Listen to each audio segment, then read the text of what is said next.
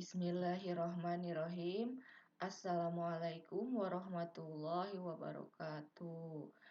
Selamat pagi anak-anakku. Kita bertemu lagi di pelajaran kimia di pertemuan yang kedua. Nah, di pertemuan yang pertama, kalian mungkin sudah mengenal dengan salah satu guru kimia yang memaparkan tentang peran kimia di dalam kehidupan. Nah, mungkin kalian sudah mulai memahami kenapa kita harus belajar kimia, betapa pentingnya kimia. Nah, untuk di pertemuan sekarang, Ibu Ayu Liantini akan memaparkan tentang perubahan materi. Nah, suatu materi atau zat itu apa? Segala sesuatu yang memiliki massa dan menempati ruang itu adalah materi, itu adalah zat. Jadi apapun itu, kalau dia memiliki massa, menempati ruang, itu adalah materi, itu adalah zat. Nah, sebelum kita lanjut, kalian harus mengenal dulu tentang hukum kekekalan massa, kemudian ciri-ciri dari perubahan materi tersebut. Ya, kita lihat dulu tentang hukum kekekalan massa yang dikemukakan oleh Anthony Laurent Lavoisier atau kita kenal dengan hukum Lavoisier yang menyatakan bahwa massa zat sebelum dan sesudah reaksi itu adalah sama. Dengan kata lain, tidak ada massa yang hilang. Jadi meskipun zat itu berubah dari satu bentuk ke bentuk yang lain, massanya itu tidak berubah. Tidak ada yang hilang. Hanya mungkin berubah dari satu bentuk ke bentuk yang lain. Nah, perubahan materi itu ada dua macam. Ada yang disebut dengan perubahan fisika dan perubahan kimia. Nah, kita lihat dulu tentang perubahan fisika. Jadi hanya fisiknya yang berubah. Jadi sifat zatnya itu tidak berubah. Dengan kata lain, perubahannya itu hanya bersifat sementara. Karena sifat zat yang baru dengan zat yang semula itu sama. Ya, tidak menghasilkan zat yang baru.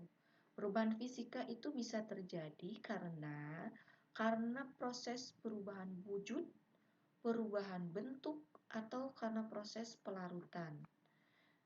Nah, sebelum kita lanjut, kalian kan tahu wujud zat itu ada tiga, gas, cair, dan padat. Nah, perubahan dari satu wujud ke wujud yang lain itu tidak merubah zatnya, hanya merubah wujudnya saja. Dari cair menjadi gas, kita sebut prosesnya itu menguap.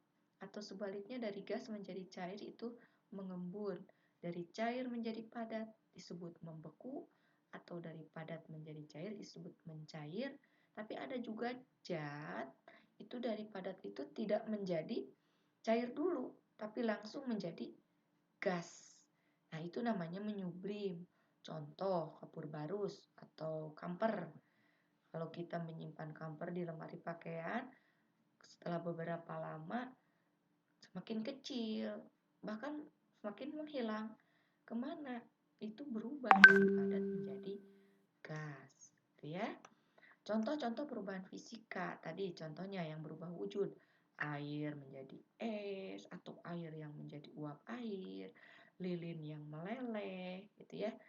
Dalam perubahan bentuk, contoh, belerang yang tadinya bongkahan, itu menjadi belerang serbuk, contohnya. Ya, atau misalnya,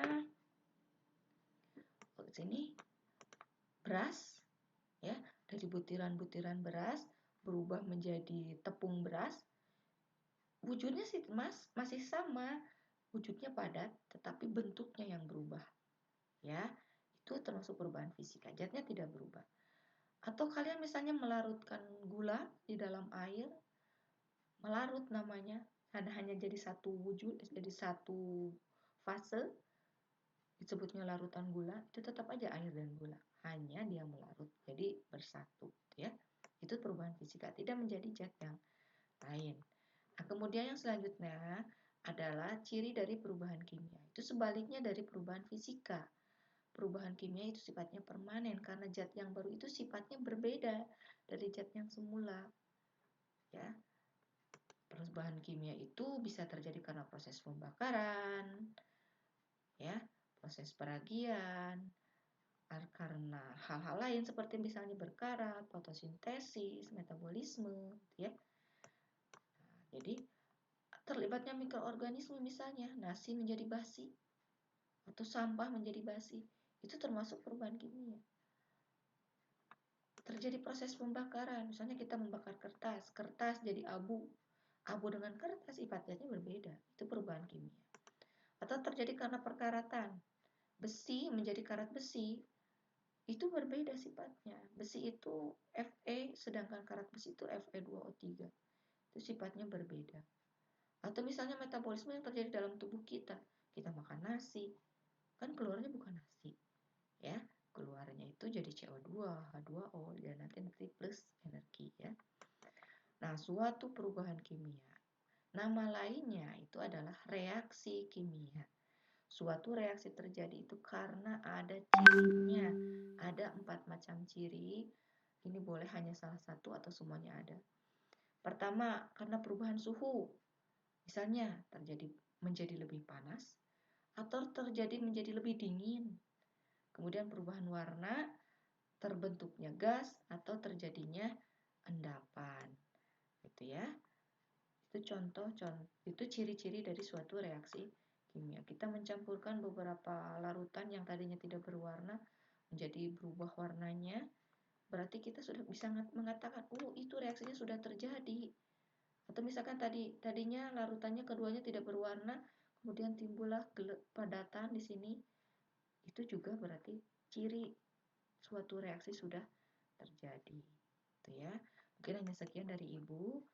Setidaknya kalian sudah mulai mengerti perubahan di alam ini itu ada 2 macam, perubahan fisika dan perubahan kimia.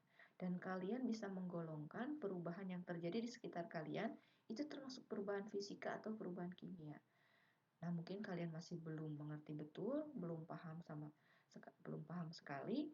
Kalian bisa mempelajari handout yang ada tentang perubahan materi yang Ibu sudah share. Kalian bisa mempelajarinya.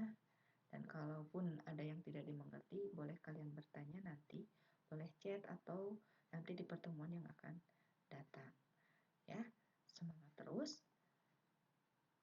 Ibu tutup. Wabillahi taufiq wal hidayah.